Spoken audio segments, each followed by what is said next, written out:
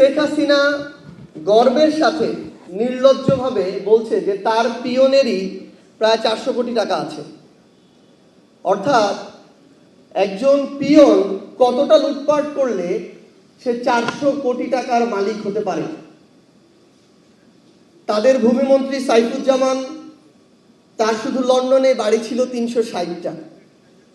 মানে আমি শুধু এই কথাটা বলি যে তার শরীরে হাড় 206টা, মৃত্যুর পর এক একটা হাড়কে, তার এক একটা বাড়িকে যদি এক একটা কবর মনে করে এক এক জায়গায় রাখা হয়, তাও অনেক বাড়ি বেঁচে যাবে।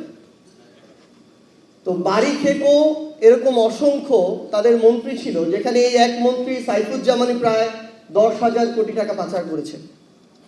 আপনি দেখবেন ভাইরা বলেছেন ব্যাংকিং খাত নিয়ে যে এক সালমান এফ রহমান প্রায় 7টা ব্যাংক থেকে 36,000 কোটি টাকা লুটপাট করেছে।